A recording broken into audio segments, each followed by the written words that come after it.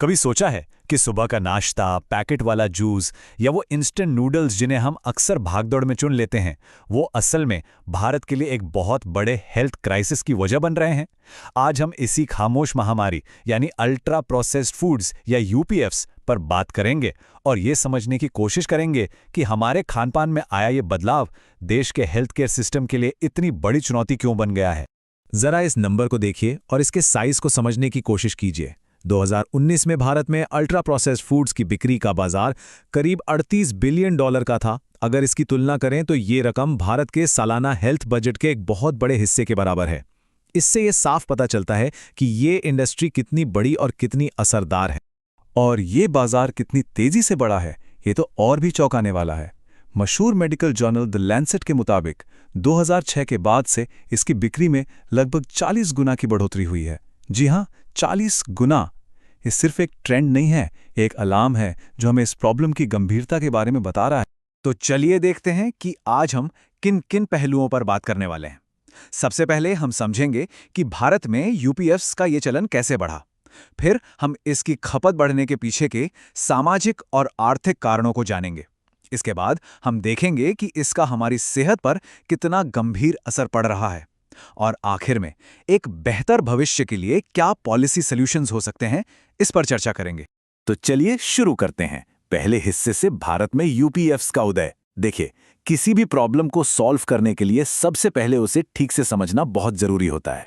तो आखिर ये अल्ट्रा प्रोसेस्ड फूड्स हैं क्या?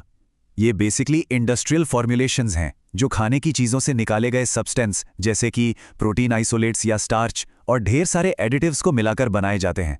इनमें वो चीज़ें होती हैं जो आमतौर पर घर की रसोई में नहीं मिलती। आसान भाषा में कहें तो instant noodles, frozen pizza, chips, मीठे ड्रिंक्स और पैकेट वाले सूप, ये सब इसी कैटेगरी में आते हैं। यहाँ एक बहुत ज़रूरी बात समझने वाली है। प्रोसेस्ड और अल्ट्रा प्रोसेस्ड फूड में ज़मीन आसमान का फ़र्क है। प्रोसेस्ड फूड जैसे कि डिब्बे वाली सब्जियां या जैम में असली खाने को लंबे समय तक बचाने के लिए हल्के फुल्के बदलाव किए जाते हैं, लेकिन अल्ट्रा प्रोसेस्ड फूड में असली खाना तो ना के बराबर होता है। ये तो एडिटिव्स, फ्लेवर्स और इमल्सिफायर्स का एक इंडस्ट्रियल मिक्सचर होते हैं। फूड प्रोसेसिंग को एक स्पेक्ट्रम की तरह सोच सकते हैं। एक छोर पर हैं फल, सब्जियों जैसे मिनिमली प्रोसेस्ड फूड। बीच में आते हैं नमक, चीनी जैसे प्रोसेस्ड इंग्रेडिएंट्स और जैम, पनीर जैसे प्रोसेस्ड फूड। लेकिन स्पेक्ट्रम के बिल्कुल दूसरे छोर पर हैं अल्ट्रा प्रोसेस्ड फूड्स, जो एक पूरी तरह से अलग और चिंताजनक कैटेगरी है।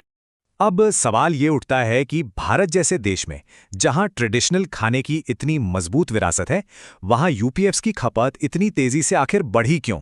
इसके पीछे कई गहरे सामाजिक और आर्थिक कारण छिपे हैं। इसके 4 बड़े कारण हैं। पहला, जबरदस्त मार्केटिंग। सोचिए जरा, क्रिकेट मैच के दौरान कोल्ड ड्रिंक्स और चिप्स के विज्ञापन कितनी बार आते हैं। दूसरा, बदलता लाइफस्टाइल। शहरों की भागदौड़ में जहां खाना बनाने का टाइम नहीं है, रेडी टू ईट मील सबसे आसान लगते हैं। तीसरा, cultural shift. Western fast food को मॉडर्न होने की निशानी माना जाने लगा है। और चौथा, सुविधा। खासकर कामकाजी लोगों के लिए ये टाइम बचाने का एक क्विक फिक्स है। और खान पान में आए इस बदलाव का नतीजा एक बड़ा पब्लिक हेल्थ संकट, जो हमारे हेल्थ केयर सिस्टम पर बहुत भारी बोझ डाल रहा है। देखिए, यूपीएफएस का न्यूट्रिशनल प्रोफाइल ही सारी प्रॉब्लम की जड़ है। इनमें फैट, शुगर और नमक यानी एचएफएस बहुत ज़्यादा होता है। ये कैलोरीज से तो भरे होते हैं, लेकिन विटामिन्स और मिनरल्स जैसे ज़रूरी पोषक तत्वों के मामले में बिल्कुल खोखले होते हैं। असल में इन्हें डिज़ाइन ही ऐसा किया जाता है कि कोई इन्हें बार बार खाना चाहे, जिससे लोग ज़रूरत से ज़्यादा कैलोरी ले लेते हैं और उनकी डाइट की क्वालिटी खराब हो जाती है। और रिसर्च क्या बताती है? वो तो और भी डराने वाली है। यूपीएफ्स का सेवन सिर्फ वजन बढ़ने तक ही सीमित नहीं है, ये 12 से ज़्यादा गंभीर बीमारियों से सीधे सीधे जुड़ा हुआ है।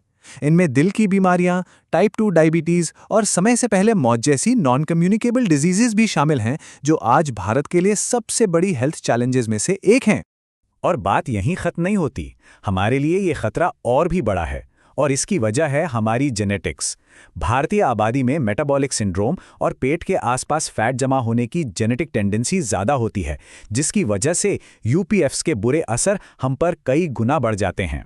इसका सबसे दुखद असर हमारी आने वाली पीढ़ी पर पड़ रहा है। नेशनल फैमिली हेल्थ सर्वे के आंकड़े देखिए। बस कुछ ही सालों में बच्चों में मोटापा 2.1% से बढ़कर 3.4% हो गया। इसका मतलब है कि लाखों और बच्चे कम उम्र में ही मोटापे और उससे जुड़ी बीमारियों के शिकार हो रहे हैं। तो क्या ये सिर्फ हमारी आपकी पसंद का मामला है? नहीं, बिल्कुल नहीं। इसमें सिस्टम की भी बड़ी नाकामी है। भारत में रेगुलेटरी फ्रेमवर्क कमज़ोर है, जो अक्सर इंडस्ट्री के सेल्फ रेगुलेशन पर ही निर्भर करता है। पैकेट पर हाई इन शुगर जैसी साफ चेतावनी वाले लेबल लगाना ज़रूरी नहीं है। नतीजा ये होता है कि कंपनियां हाई प्रोटीन या मल्टीग्रेन जैसे भ्रामक दावों के पीछे नुकसानदायक चीज़ों को आसानी से छुपा लेती। तो अब जब हमने समस्या को इतनी गहराई से समझ लिया है, तो सवाल उठता है कि इसका हल क्या है? इस गंभीर समस्या से निपटने के लिए आगे का रास्ता क्या हो सकता है? ऐसा नहीं है कि कुछ हो नहीं रहा है। सरकार ने ईट राइट इंडिया मूवमेंट और फूड सेफ्टी मित्र जैसी कुछ पहले शुरू की हैं, जो सही दिशा में एक कदम है। लेकिन इन कोशिशों का असर अभी ज़मीनी स्तर पर बहुत लिमिटेड है और इस संकट के साइज को देखते हुए और भी ठोस कदमों की ज़रूरत है। तो एक्सपर्ट्स का क्या कहना है? उनका मानना है कि एक मल्टी प्रॉन्ग स्ट्रैटेजी की ज़रूरत है। पहला, सख्त नियम बनाए जाएं, जैसे पैकेट के सामने चेतावनी वाले लेबल लगाना अनिवार्य हो। दूसरा, बच्चों को टारगेट करने वाले विज्ञापनों पर रोक लगाकर मार्केटिंग को कंट्रोल किया जाए। तीसरा, स्कूलों और सरकारी कैंटीनों में हेल्दी फूड का माहौल बनाया जाए। चौथा, लोगों को लेबल पढ़ने और सही चुनाव करने के लिए बड़े पैमाने पर जागरूक किया जाए। पांचवा, डेटा इकट्ठा करने के लिए बेहतर रिसर्च और मॉनिटरिंग सिस्टम बनाया जाए। और छठा, WHO के स्टैंडर्ड्स के साथ मिलकर नेशनल और ग्लोबल लेवल पर काम किया जाए। एक इंडिविजुअल लेवल पर एक टारगेट क्या हो सकता है? वर्ल्ड हेल्थ ऑर्गेनाइजेशन यानी WHO की सलाह है कि हमारी कुल कैलोरी का 5% से भी कम हिस्सा एडेड शुगर से आना चाहिए। ये लगभग 6 चम्मच चीनी के बराबर है, और इतनी चीनी तो एक कोल्ड ड्रिंक की कैन में ही मिल जाती है। और अंत में एक सवाल सोचने के लिए, क्या सख्त नियम, लोगों में जागरूकता और एक हेल्दी फूड एनवायरनमेंट की मिलीजुली स्ट्रैटेजी भारत में बढ़ते यूपीएफ के इस ट्रेंड को वाकई में पलट सकती है? इस सवाल का जवाब सिर्फ सरकार की नीतियों पर नहीं, बल्कि हम सबके रोजमर्रा के फैसलों और हमारी सामूहिक चेतना पर भी निर्भर करेगा।